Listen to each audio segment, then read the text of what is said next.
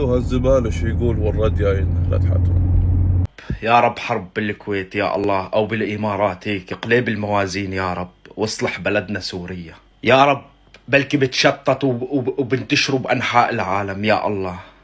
الخليج كله، كل دولة بيصير لهم مخيم، كل دولة بتلاقيهم إلهن خيم ومخيمات. يا حي يا قيوم، لا تديما نعمة عليهم يا رب. يا حي يا قيوم، نحن السوريين برحمتك نستغيث، أصلح لنا شأننا كله ولا تكلنا إلى نفسنا طرفة عين. يا رب اقلب الموازين وسوي حرب بالخليج يا الله. يا حي يا قيوم، الله يلعنكن أنجاس، أرض طاهرة وشعب نجس. تدعي علينا بالحرب يا السفلة يا الزبالة، تدعي علينا بالحرب.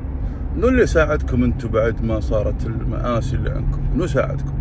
تقول ان انت تدعي علينا بيكون عندنا مخيمات، مخيماتكم نفسها منو اللي يصرف عليها؟ منو يطرش لها الاغذية الادوية الالبسة الى اخرتها؟ منو غيرنا نحن دول الخليج؟ تعرف ان التبرعات اللي طلعت من دول الخليج تتجاوز 20 مليار؟ تعرف هذا الشيء؟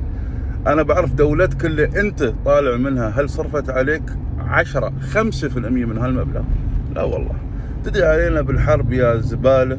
أنا أعرف أن هذا ما يمثل إلا قلة قليلة من السوريين، يعني بالعكس السوريين احنا مستقبلينهم عندنا في بلداننا كاملة ويشتغلون وعايشين عيشة هنية وأشرف وأفضل وأحسن عن العيش اللي كانوا عايشينه في بلادهم، وما نبى منهم حتى كلمة شكرا ولا من عليهم ولا شيء. نقدر نشوف الشكر في تعاملهم والتزامهم بالقانون واحترامهم لنا، هذا يكفي.